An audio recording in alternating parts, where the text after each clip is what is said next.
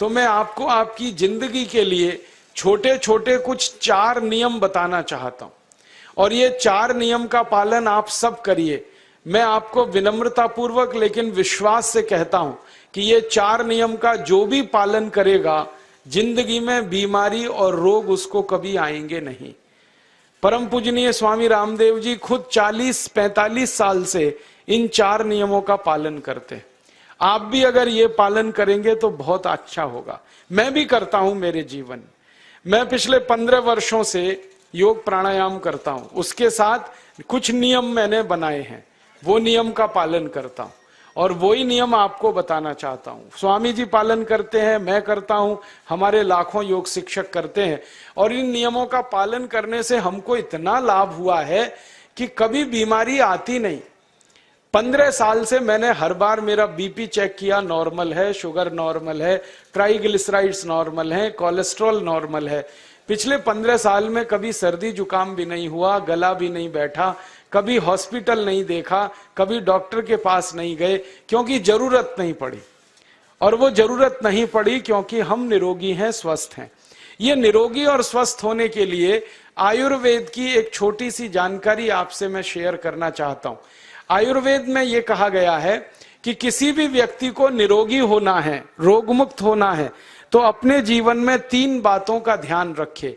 अपना वात, पित्त और कफ तीनों का संतुलन रखे। वो 3 तरह के दोष हैं हमारे शरीर में, वात, पित्त, कफ। आपने सुना होगा ये त्रिदोष आधारित शरीर है। जब वात बहुत बिगड़ जाता है तो 80 से ज्यादा रोग आते हैं। जब पित्त बहुत बिगड़ जाता है तो लगभग 46 से 50 रोग आते हैं और जब कफ बिगड़ जाता है तो 28 रोग आते हैं और वात, पित्त, कफ तीनों बिगड़ जाएं तो 148 रोग आते हैं। सर्दी, खांसी, जुकाम से लेकर और कैंसर तक जो आखिरी रोग माना जाता है, ये सब वात, पित्त, कफ के बिगड़ने का खेल है। तो इस देश के आयुर्वेद चिकित्सा के सबसे महान लोगों में से कुछ नाम आप जानते हैं, जैसे चरक ऋषि, जैसे सुश्रुत ऋषि। ऐसे एक ऋषि हुए बाघभट्ट। बाघभट्ट ऋषि ने एक पुस्तक लिखी है, उसका नाम है अष्टांग हृदयम, और एक पुस्तक लिखी है उसका नाम है अष्टांग संग्रहम। इन दोनों पुस्तकों में उन्होंने 7000 नियम बताए हैं। उनमें से 4 बताता हूं, अच्छे लगे तो आज से ही पालन करो और दूसरों को भी बताओ ताकि कोई भी इन नियमों का पालन करे तो बीमार ही ना पड़े। ये चारों नियम हैं वात, पित्त और कफ को संतुलित रखने के लिए। अब वात, पित्त, कफ तीनों एक साथ आपके संतुलित रहें तो उसके लिए पहला नियम है खाना खाने के तुरंत बाद पानी नहीं पीना। ये पहला नियम है। आप बोलेंगे ये तो बड़ी मुश्किल बात है, खाना खाते ही पानी पीते हैं हम तो सबके सब, और बिना पानी पिए खाना ही नहीं खाते। कई लोग तो खाने से ज्यादा पानी पीते हैं, खाना कम खाते हैं, पानी ज्यादा पीते हैं। ये खाना खाने के बाद पानी कभी भी नहीं पीना, क्योंकि महर्षि बाघभट्ट कहते हैं भोजनांते विषम वारी, माने भोजन के अंत में पानी पियो तो जहर के पीने के जैसा है। इसलिए वो कहते हैं कभी भी खाने के तुरंत बाद पानी मत पियो। अब आप मुझे पूछोगे क्यों नहीं पिए, कारण बता दो। कारण मैं बताना चाहता हूं सरल भाषा में। हम जब खाना खाते हैं ना तो पेट में सारा खाना इकट्ठा होता है। पेट में एक स्थान होता है, उसको हम कहते हैं जठर। संस्कृत में, हिंदी में जठर कहते हैं, अंग्रेजी में उसको एपिगैस्ट्रियम कहते हैं, हिंदी में कुछ लोग उसको आमाशय भी कहते हैं। ये जठर छोटा सा स्थान है। आपके पेट में नाभि है ना, उसके लेफ्ट साइड में बाईं तरफ छोटा सा स्थान है। सारा खाना आपका इसी स्थान पर आता है। जो भी आप खाते हो, रोटी, चावल, दाल, सब्जी, दूध, दही, कुछ भी खाओ, सब कुछ जठर में आता है।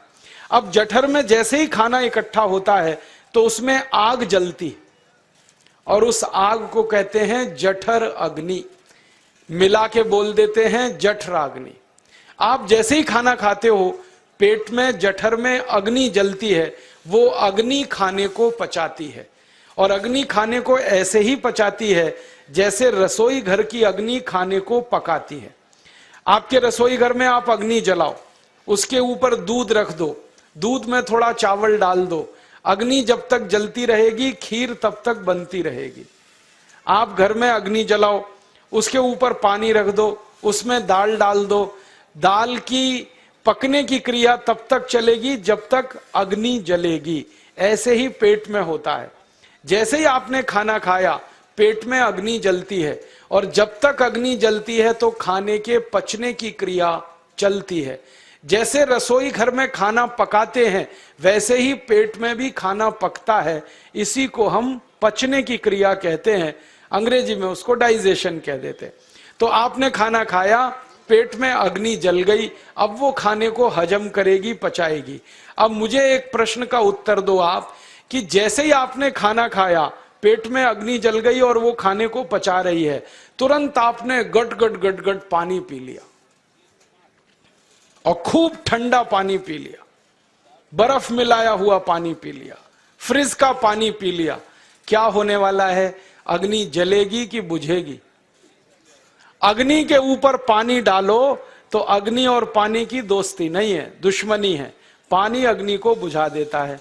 तो आपने खाना खाया, अग्नि जली, पीछे से गटगट पानी पी लिया, अब अग्नि शांत हो गई, अब खाना पचेगा नहीं, तो वो पेट में पड़ा पड़ा सड़ेगा, और सड़ा हुआ खाना 100 से ज्यादा विष पैदा करेगा, और वो 100 विष आपकी जिंदगी को नरक बना देंगे और जिंदगी भर आप बीमार पड़े रहेंगे। आपको मालूम है, कई लोग कहते हैं मुझे पेट में बहुत गैस बनती है। ये गैस उन्हीं को बनती है जिनका खाना हजम नहीं होता। कोई लोग कहते हैं कि मुझे पेट में जलन होती है, ये जलन उन्हीं को होती है जिनका खाना पचता नहीं। कोई कहते हैं कि मेरे पेट में एकदम गुम हो जाता है, फूल जाता है, ये सब वो लक्षण हैं जब खाना पचता नहीं। तो खाना पचेगा नहीं तो सड़ेगा, सड़ेगा तो विष पैदा करेगा, और वो विष आपको बीमार करेंगे। इसलिए महर्षि भागवत ने कहा, खाना खाते ही पानी मत पियो। समझ में आया? फिर आप बोलोगे कितनी देर तक नहीं पिए? कम से कम 1 घंटे तक। 1 घंटे बाद पानी पियो। आप बोलोगे जी 1 घंटा क्यों? ये जो अग्नि जलने की क्रिया है ये लगभग 1 घंटे तक ही चलती है पेट में, उसके बाद अग्नि अपने आप शांत हो जाती है, उसके बाद पानी पी लो। तो खाना अगर 10 बजे खाया तो 11 बजे पानी पियो, 11 बजे खाया तो 12 बजे पियो, 12 बजे खाया तो 1 बजे पियो, 1 घंटे बाद पानी पियो। अब आपके मन में यह सवाल आ सकता है कि खाना खाने के पहले पी लें क्या? हाँ पी लो, 40 मिनट पहले पेट भर के पानी पी लो। 10 बजे खाना खाना है, 9:20 पे खूब पानी पी लो, जितना पी सकते हो। 11 बजे खाना खाना है, 10:20 पे पी लो, खूब पानी पी लो, 40 मिनट पहले। आप और एक सवाल पूछ सकते हो कि अच्छा ठीक है, खाने के बाद पानी तो नहीं पिएंगे, कुछ और पी सकते हैं क्या पानी को छोड़कर? तो उसके लिए भागवत जी कहते हैं कि खाने के तुरंत बाद अगर पीना है तो दही की लस्सी पियो, मट्ठा। खाने के बाद अगर तुरंत पीना है तो फलों का रस पियो, गन्ने का रस पी लो, संतरे का रस पी लो, मौसमी का रस पी लो, अनार का रस पी लो। अब आप कहोगे ये सब महंगी महंगी चीजें बता रहे हैं, गन्ने का रस, संतरे का रस, अनार का रस, पैसे तो है नहीं। तो सबसे सस्ता रस है नींबू का ही रस पी लो, शिकंजी बना के पी लो, वो तो सबसे सस्ता है। तो खाना खाने के बाद या तो दही की लस्सी पियो या रस पियो। और एक तीसरी चीज है, दूध पी सकते। तो खाने के तुरंत बाद पीना है तो दही की लस्सी या मट्ठा, खाने के तुरंत बाद पीना है तो कोई फल का रस, खाने के तुरंत बाद पीना है तो दूध। पानी 1 घंटे बाद पियो। और अगर एक बात ध्यान रखो तो अच्छा है कि सवेरे खाना खाते हैं जिसको हम ब्रेकफास्ट कहते हैं, नाश्ता, तो फलों का रस पीना अच्छा, दोपहर को खाना खाएं तो लस्सी और मट्ठा पीना अच्छा, और रात का खाना खाएं तो दूध पीना अच्छा। जो लोग इस नियम का पालन कर सकते हैं जिंदगी में कभी भी 80 रोग उनको नहीं हो सकते। वात पित्त कफ तीनों ही इस एक छोटे से नियम से संतुलित रहते हैं। तो ये पहला नियम मैंने आपसे कहा। दूसरा नियम एक और है, और वो नियम ये है कि पानी कभी भी पियो, घूट घूट भर के पियो। जैसे गरम चाय पीते हैं, गरम कॉफी पीते हैं, गरम दूध पीते हैं, एक एक घूट भर के, एक एक सिप करके, ऐसे ही पानी पीने की आदत डालो। ये मुंह में एक बार गिलास लगा लिया, गटागट उसको खाली कर दिया, ये तरीका गड़बड़ है। एक घूट पानी, दो घूट पानी एक बार में उतना ही पियो। आप बोलोगे ये क्या चक्कर है? बात ऐसी है कि एक एक घूट पानी जब हम पीते हैं तो मुंह की लार पानी के साथ मिलकर पेट में अंदर जाती है, और ये जो मुंह की लार होती है ये क्षारीय होती है और पेट में हमेशा अम्ल बनता रहता है। तो एक घूट पानी पिया, मुंह की लार इसके साथ अंदर गई, दो घूट पिया और ज्यादा गई, बार बार लार अंदर जाएगी तो क्षार पदार्थ पेट के अम्ल के साथ मिलेगा। पेट में अम्ल बनता है, मुंह में लार क्षारीय होती है। तो ये क्षार को अम्ल में मिला दिया जाए और ये अच्छे तरीके से मिलकर पेट में जाए तो कभी भी कोई व्यक्ति के पेट को अम्लता नहीं होती, एसिडिटी नहीं होती। और पेट में अम्लता नहीं होती तो रक्त में अम्लता नहीं होती, और जिनके रक्त में अम्लता नहीं होती उनकी जिंदगी में कभी भी वात पित्त कफ के असंतुलन की स्थिति पैदा नहीं होती। इसलिए पानी घूट घूट करके पीना। मैं आपको एक छोटा सा मेरा ऑब्जर्वेशन बताता हूं, परीक्षण। आप भारत देश में या दुनिया में कहीं भी जाओ, मनुष्य को छोड़कर पशु पक्षियों को देखना शुरू करो, वो पानी कैसे पीते। किसी चिड़िया को पानी पीते हुए देखो, किसी पक्षी को पानी पीते हुए देखो, वो चोंच के एक बूंद के बराबर ही पानी उठाता है। एक बार में एक बूंद पानी लेगा, फिर थोड़ी देर चोंच चलाएगा, फिर पिएगा, फिर दूसरी बूंद लेगा, फिर चोंच चलाएगा, फिर पिएगा, फिर तीसरी बूंद। एक एक बूंद पक्षी पानी पीता है। कुत्ते को पानी पीते हुए देखो, चाट चाट के पानी पीता है। शेर को पानी पीते हुए देखो, चाट चाट के पानी पीता है। जितने जानवर चाट कर पानी पीते हैं, जितने पक्षी एक एक घूंट पानी पीते हैं, किसी भी पक्षी और किसी भी जानवर को डायबिटीज नहीं है, किसी को अर्थराइटिस नहीं है, कोई पक्षी ओवरवेट नहीं है, कोई पशु ओवरवेट नहीं है। वो सब स्लिम और ट्रिम हैं, क्योंकि वो इतने होशियार हैं कि पानी चाट के पीते हैं या घूट घूट करके पीते। अब मुझे ये हैरानी होती है कि ये पशु पक्षियों को कौन सिखाता है? वो अपने जन्म से ये ज्ञान सीख के आते हैं। उनका कोई गुरु नहीं है, उनका कोई विद्यालय नहीं है, उनके कोई प्रशिक्षण शिविर नहीं लगते, फिर भी उनको इतनी अकल है कि पानी घूट घूट पीना। और हम ये मनुष्य जिनके इतने गुरु, इतने विद्यालय, इतने कॉलेज, सीखने वाले, सिखाने वाले, और हम मूर्खों के मूर्ख गटागट गटागट पानी पीते रहते। तो पानी पीने का तरीका बदल दो, घूट घूट भर के पानी पियो। ये दूसरा नियम है। तीसरा नियम है कि जिंदगी में कितनी भी प्यास लगे, ठंडा पानी कभी मत पियो। बर्फ डाला हुआ पानी, फ्रिज में रखा हुआ पानी, वाटर कूलर का पानी जिसका तापमान बहुत कम है, ये कभी मत पीना। क्यों? क्योंकि शरीर आपका गर्म है और पानी ठंडा है। अब होता क्या है वो मैं समझाता हूं सरल भाषा में। पेट तो गर्म है, अब इसमें ठंडा पानी डाल दिया आपने तो अंदर झगड़ा होता है। और झगड़ा क्या होता है? या तो पानी पेट को ठंडा करेगा या पेट पानी को गर्म करेगा। अगर पानी ने पेट को ठंडा कर दिया तो पेट के ठंडा होते ही हृदय ठंडा होता है, हृदय के ठंडा होते ही मस्तिष्क ठंडा होता है, मस्तिष्क के ठंडा होते ही आदमी ठंडा होता है, और आदमी ठंडा होते ही राम नाम सत्य होती है।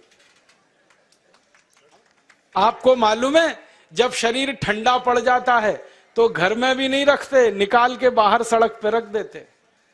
जो घर आपने बनाया अपनी मेहनत से, शरीर के ठंडा पड़ते ही निकाल बाहर करते हैं उस घर में से, और फिर चिल्लाने लगते हैं लेके जाओ, जल्दी लेके जाओ, इसको जला के आओ। माने ठंडे शरीर की इज्जत नहीं है। तो ठंडा पानी क्यों पी रहे हो भाई? बंद कर दो। कोई जानवर ठंडा पानी नहीं पीता, कोई पक्षी नहीं पीता। तो आप ये ठंडा पानी पीना बंद करो, सादा पानी पीना शुरू करो। और गर्मी के दिनों में बहुत अगर आपको तकलीफ है तो मिट्टी के घड़े का पानी पी लेना, फ्रिज का और बर्फ का नहीं पीना। ये तीसरा नियम है। और चौथा और आखिरी नियम है कि आप सवेरे ही सवेरे जब सोकर उठते हो तो सबसे पहले पानी पियो। जैसे ही आपकी आंख खुल गई तो पहले 2-3 गिलास पानी पी लो, उसके बाद आप टॉयलेट में जाओ। उठते ही पानी पियोगे तो 2 फायदे हैं। पहला फायदा यह है कि पानी पेट में जाकर बड़ी आंत को साफ करता है, और जैसे ही बड़ी आंत की सफाई होगी पेट पे दबाव पड़ेगा और आप संडास घर में जाएंगे, 2-3 मिनट में पेट आपका साफ हो जाएगा। जिनका पेट सुबह एक बार में साफ हो जाता है उनकी जिंदगी में कभी रोग नहीं आता। इसलिए सुबह सुबह उठते ही पेट साफ होना जरूरी है। और उठते ही पानी पियोगे तो मुंह की जो लार है वो पानी के साथ मिलकर अंदर जाएगी। सुबह पेट में एसिड की मात्रा ज्यादा होती है, इसलिए लार का पेट में जाना बहुत जरूरी है। इसलिए सुबह उठते ही पानी पीना बहुत जरूरी है। ये 4 नियम हैं आयुर्वेद के। पहला नियम, खाना खाने के 1 घंटे बाद पानी पीना। दूसरा नियम, पानी को हमेशा घूट घूट भर के पीना। तीसरा नियम, कभी भी जिंदगी में ठंडा पानी नहीं पीना। और चौथा और आखिरी नियम, सवेरे उठते ही सबसे पहले पानी पीना। 4 नियमों का पालन जो भी अपने जीवन में कर सकता है वो वात पित्त कफ तीनों को संतुलित रख सकता है। और जिसका वात पित्त कफ संतुलित है उसके जीवन में बीमारी नहीं आती है। और जो बीमार नहीं पड़ते हैं वो स्वस्थ और तंदुरुस्त और सुखी रहते हैं। उनकी जिंदगी का खर्चा कम होता है और देश का भी बहुत सारा पैसा बचता है। आपको शायद मालूम है या नहीं, 1 साल में हम जब बीमार पड़ जाते हैं भारतवासी, तो साल का करीब 6 लाख करोड़ रुपया हमारा खर्च हो जाता है उन बीमारियों का इलाज करने में। इसलिए इतना पैसा फालतू में हम खर्च करें हर साल 6 लाख करोड़, ये बहुत बड़ी रकम है। इससे बेहतर ये है कि हम बीमार ही नहीं पड़ें और स्वस्थ रहें, सुखी रहें। और ये 6 लाख करोड़ का जो खर्चा हम करते हैं बीमार पड़ने पर, अक्सर ये एलोपैथी की दवाएं खाने में खर्च होता है।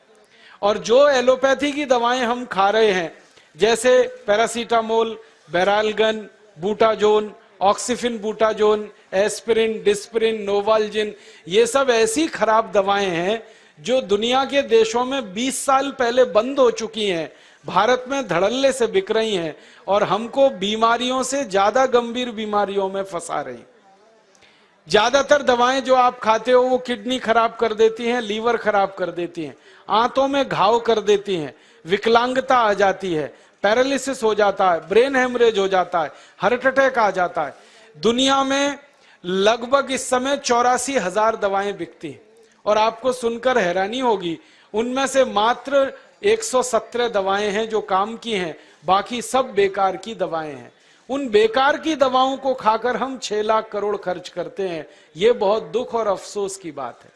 और ये 6 लाख करोड़ का खर्चा समाज के वो लोग करते हैं जिनको जिंदगी में हर समय अपना आर्थिक स्थिति को देख के चलना पड़ता है, जिनकी आमदनी बहुत नहीं है, जिनके घर में आमदनी के बहुत ज्यादा साधन नहीं है, उनको ये पैसा खर्च करना पड़ता है। तो कई बार क्या होता है, किसी का घर बिक जाता है, किसी का खेत बिक जाता है, किसी के घर के गहने गिरवी रख जाते हैं, किसी को कर्ज लेना पड़ जाता है, किसी को कर्ज लेकर दोबारा कर्ज लेना पड़ जाता है।